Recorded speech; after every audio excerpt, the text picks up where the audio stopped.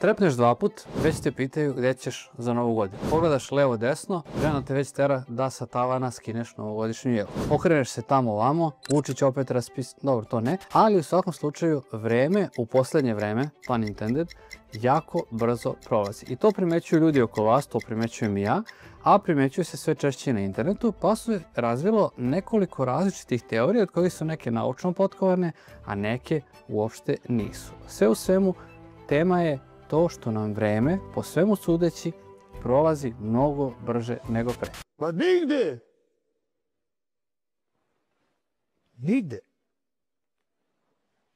Da vas pozovem samo za početak da me zapratite. Jako smo blizu tih 100.000 pratilaca, što mi je bio i osnovni cilj kanala. Nakon 1.000.000 pratilaca, mislim, to je sljedeći cilj. I ni ovih 100.000 ne bi bilo da nije mog sponzora koji me podržava od početka ovog kanala, tako da hvala sponzoru i ovaj put na ničemu.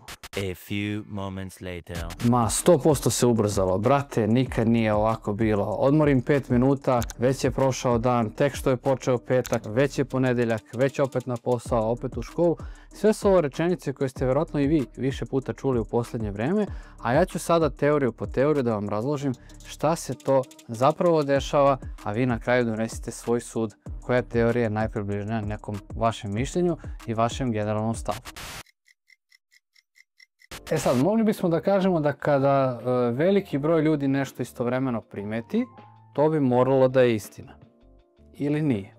Dobre primjere imamo u Srbiji, posebno u posljednjih godinu dana. Sada da sam neki od ovih novinara, čuj mene, novinara, neki od ovih ljudi što nisu ni ljudi, neki od ovih stvorenja što kod nas pišu po ovim njihovim novinama, mada to nisu ni novine, da sam neko od ovih stvorenja što pišu u ovim glasilima svojim, ja bih rekao sljedeće. Niste ludi, naučnici su potvrdili, vreme se ubrzalo.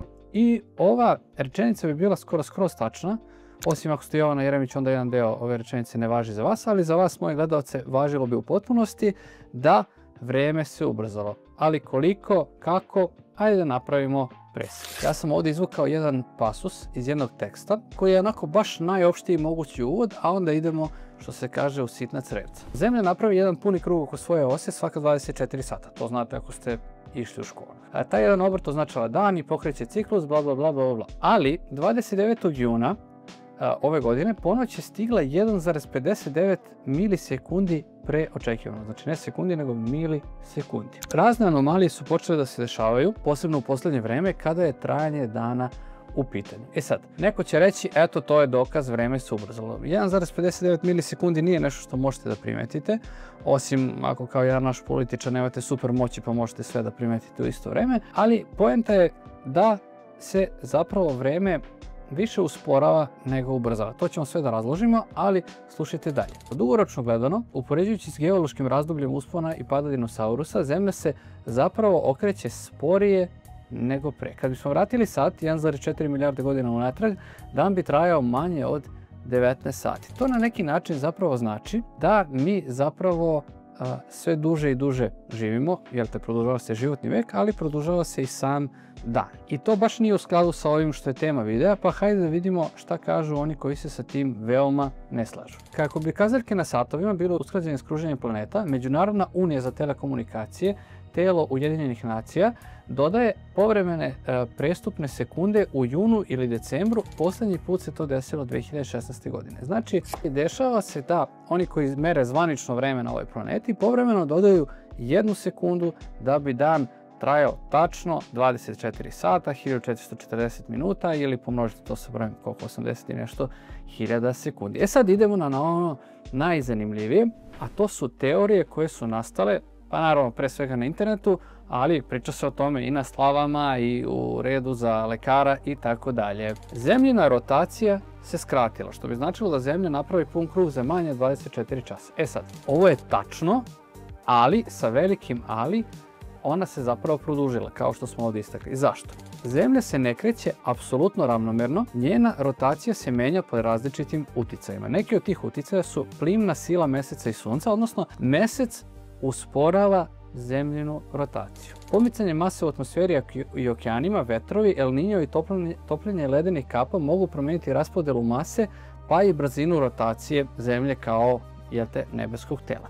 E sad, ovo je sa aspekta fizike vrlo interesantno i vrlo tačno i, da kažemo, potpada pod one osnovne zakone fizike, a dešava se i da zemljotresi, poput ovde naglašavaju ono u Indoneziji 2004. godine ili u Japanu 2011. mogu da pomaknu osu Zemlje, to je osa oko koje se planeta rotira, i da skrate dan za nekoliko milisekundi. Opet, to nije nešto što običan, prosječan, ne superheroj od čoveka može da primeti. I onda kaže, zemljotres taj u Japanu 2011. godine skratio je taj dan za oko 1,8 mikrosekundi. Znači, malte ne je dao neko, da kažemo, ubrzanje i to se desilo. Međutim, ovo je najnaučnija, da kažem, naučno najpotkovanija teorija od ove koje ću da vam izložim i po njoj se vreme nije ubrzalo, odnosno dan se nije skratio. Međutim, idemo dalje. U ovom videu ćete saznati još jedan novi pojam ako niste fizičar, a to su leap sekunde. Leap je neki skok, preskok, često se označava i neka, čini mi se, prestupna godina, nije ni bitno, ali ono što hoću da kažem, leap sekunde, kažu ovako, zbog ovih sitnih varijacija, svetski časovnici ponekad ubacuju takozvanu leap sekundu, odnosno dodatnu sekundu u vreme da bi se ono prilagodilo zemljanoj rotaciji. Kao što sam malo pre rekao, poslednji put se desilo 2016. godine, a ljudi ove promjene o kojima pričamo primećuju uglavnom poslednjih nekoliko godina, neki to povezuju i sa pandemijom i tako dalje. I zanimljivo je da od 1972. godine do danas dodato čak 27 sekundi. Zanimljivo, ali opet nije nešto što možemo da primetimo. Ono što je interesantno jeste da upravo u periodu pandemije 2020-2022 pojavio se fenomen, kako ovdje kažu, u kojem je Zemlja išla brže, pa se pričalo o prvoj negativnoj leap sekundi. Znači, prvi put da se oduzme jedna sekunda zato što se vreme na taj način promenilo, međutim, to se još uvek nije desilo. Znači, da sad su samo dodavane sekunde, nikako se nije oduzimala ta sekunda. Prelazimo na ono što je možda i poenta ovog videa, a opet zahtjeva mnogo istraživanja, posebno je osetljivo jer su u pitanju istraživanja na ljudima. Manje se dakle bavimo fizikom, više nekim kognitivnim naukama koje se bave našim ponašanjem, našom biologijom, pa i sociologijom i tako dalje. Kada gledamo psihološke efekte, mozak brže sabira vreme s godinama i s rutinama, pa se čini da vreme prolazi brže. Ovo je, kako kažu, u potpunosti potvrđeno u istraživanjima i kognitivnoj psihologiji, znači saznajnoj psihologiji. Evo kako se to najlakše objašnjava na nekom primjeru. Kada imate 5 godina, svaka sljedeća godina, recimo deca su uzbuđena kada čekaju svoj rođendan i tako dalje, vreme sporije prolazi i vama jedna ta godina kada imate 5 godina predstavlja 20% onoga što ste do tada proživjeli. Plus tu je jedan prilično, da kažem, nesvesni deo, ako tako mogu da ga nazovem, neka oni koji su stručni ne zamere,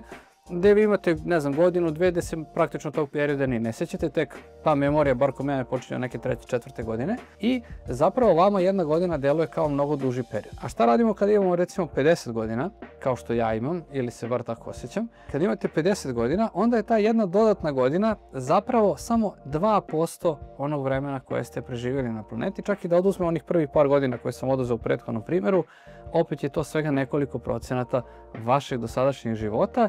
I opet kažem, u tim rutinama se često dešava da nam deluje da se vreme ubrzalo, iako to nije slučaj, a opet je matematički objašnjeno tako što je jedna godina sada sve manji i manji procenat našeg života. Meni je često majka pričala kako je njen deda govorio kako život brzo proleti, oni su mu se smejali kao klinci, deda je imao tada 80 i kusur godina i ona je shvatila i ja shvatam da što smo stariji, godine stvarno sve brže prolaze, ali da to nije naučno potkovano, bar ne iz aspekta fizike, više iz aspekta fiziologije.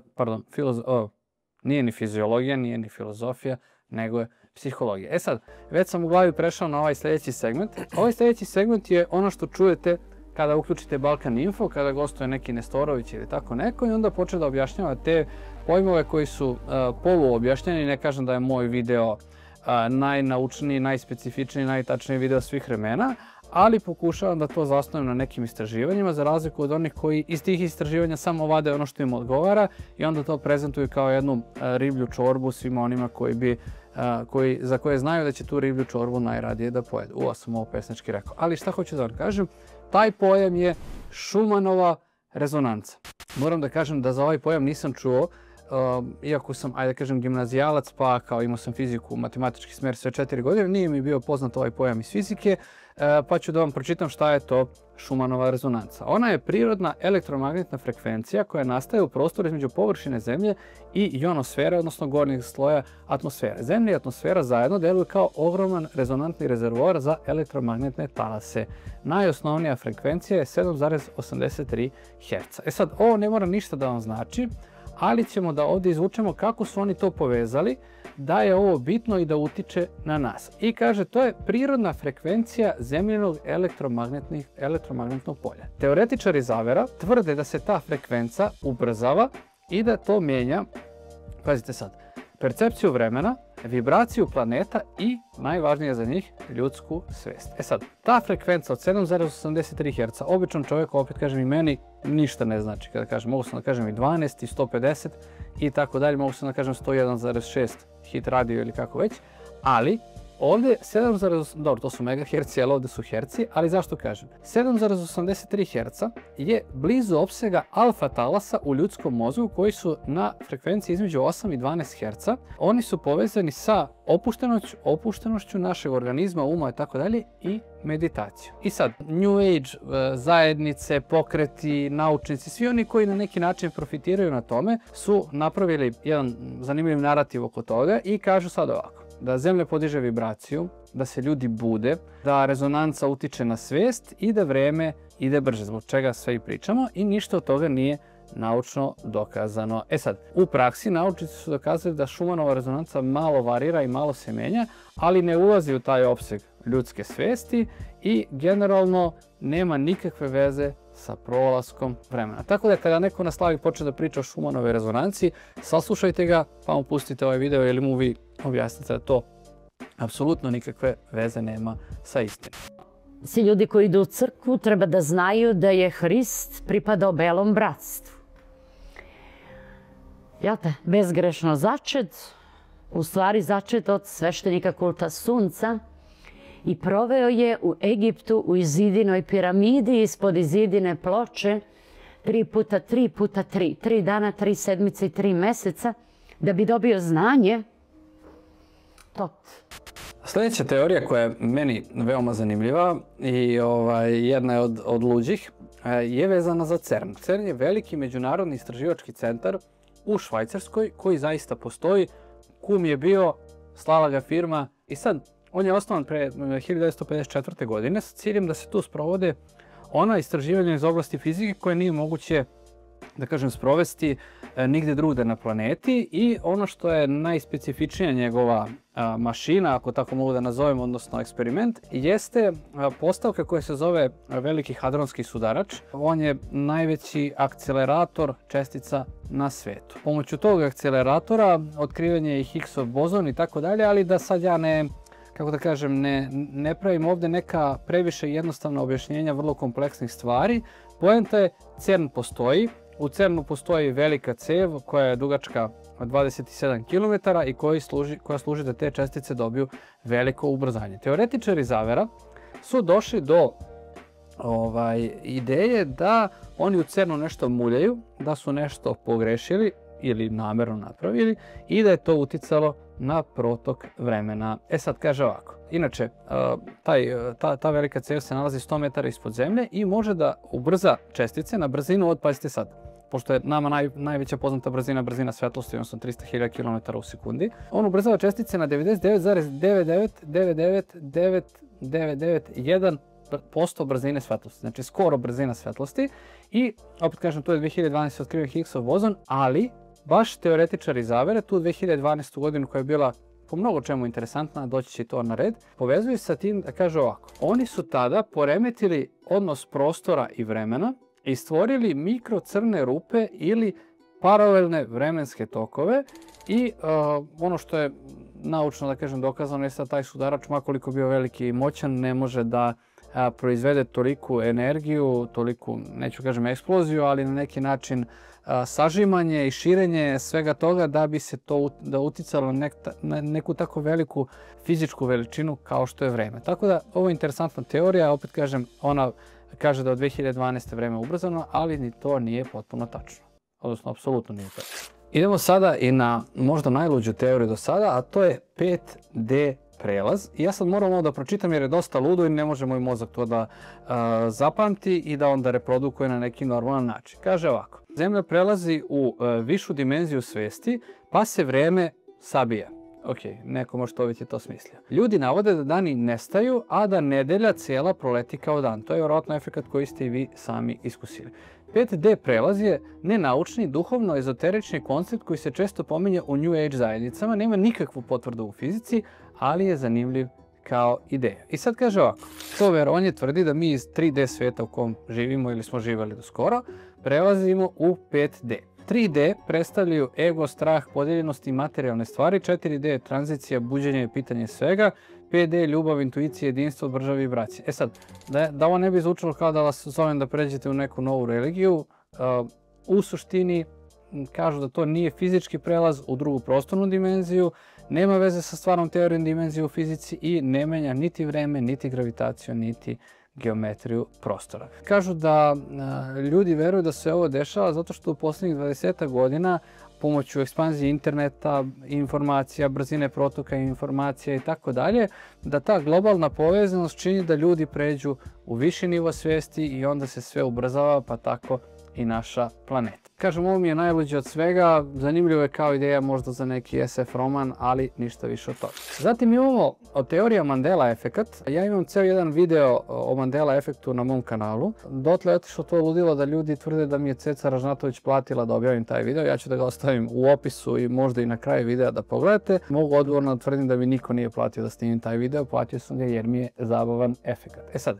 po ovoj teoriji, za to ste vjerojatno već čuli, to je situacija kada se stvori neka slika o nečemu i pređe to u kolektivnu svijest, a to se zapravo nije desilo. Nastalo je sa preranom smrću Nelsona Mandele, preranom u smislu su ljudi već sahranili, a da je on i dalje bio živ, odnosno bio je u zatvoru, a ljudi su mislili da je umro, a onda je umro tek u ovom veku i dobar je taj moj klip, pogledajte ga na kraju kako je to nastalo, ali kaže ovako.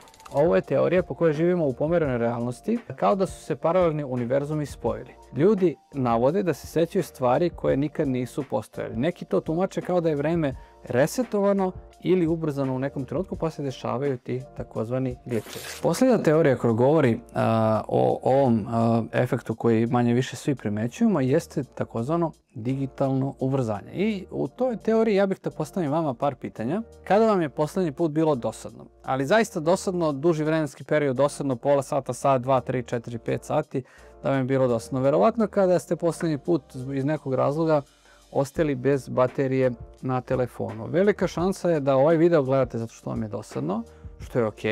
Velika je šansa da nešto jedete jer ste i navikli da jedete i gledate nešto zato što vam nije dovoljno da samo jedete. I ja spadam u sve te, da se razumemo, u sve te ljude koji tako provode dane, sada je već i život, zato što jednostavno smo navikli da primamo veći broj impulsa. I recimo jedan fascinantan podatak koji ja često pominjem nekim predavanjima koje držim, a o kojima ću sad malo više da vam objasnim, je da mi za dan danas primimo više informacija nego što bi prosječan čovjek u Evropi primio za ceo život ako je živeo u 18. veku. Šta to znači? Ljudima deluje neverovatno, ali mi broj informacija koji primimo preko, pre svega sada interneta, televizije, radija, u kolima slušate radio, gledate billboarde, gledate tablice, gledate oznake na zgradama i tako dalje, htjeli ili ne, svakog dana primate ogroman broj informacija koje utiču na vašu svest i na to da vam nikad nije dosadno i da vam vreme zapravo brže prolazi. Sad, ova informacija koju sam izneo sad na kraju je i deo mog kursa.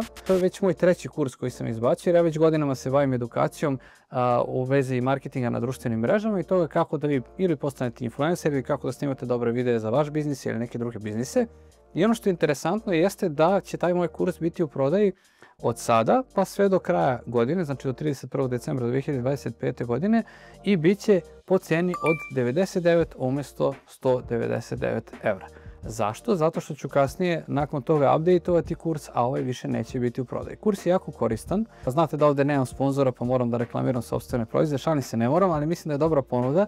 Ja ću link ostaviti u opisu profila. Imate tamo preko 30 lekcija, mnogo sati materijala i taj kurs pokazuje ono čime se ja zaista bavim. Meni je YouTube samo hobi, ali ima govora i o YouTube-u, a pre svega je fokusiran na to kako da na društvenim mrežama izgledate i nastupate kako treba. Tako da, nakon ove komercijalne pauze posvećene samom sebi, nastavljamo dalje. Tako da imate link u opisu, ali navodi se da previše informacija, brzi sadržaj i društvene mreže ubrzavaju osjećaj prolaska dana i psihološki je to potvrđeno, a delimično i, kako oni kažu, društveno naučno. Znači, jednostavno vama kada je ispunjen dan, vama vreme brže prođe. Najsporije vreme prolazi, ja opet kažem, kada ste bez ikakvog uređaja ili kada jednostavno ste u nekoj situaciji s koje ne možete da pobegnete. Recimo ja kad sam kod zubara, kad popravljam zub, kada žmurite, ćutite i vreme, složit ćete se, dosta sporije prolazi. To je, neki to često navode kao primjer Einsteinove teorije relativiteta, koja je, opet kažem, mnogo kompleksnija od toga da bismo je samo obradili u jednom videu. Tako da, ako mene pitate, vreme se nije ubrzalo, mi smo se ubrzali, ali možda vi imate drugo mišljenje i budite potpuno slobodni da ga sa mnom podelite u komentarima. Hvala što ste pogledali još jedan video. Nadam se da vam je otvorio neke nove teme ili dileme ili možda vas usmerio u neku stranu da budete potkovaniji kad sa Tečom raspravljate na slavi. Još jednom vas pozivam da me zapratite, sad smo blizu tu oko 100.000 subscribera i možete posle da se hvalite da ste bili među prvih 100.000 od mnogo miliona koji će me zapratiti na YouTube. Šalim se, ali hvala vam za podršku sve ove godine i vidimo se brzo u sljedećem videu.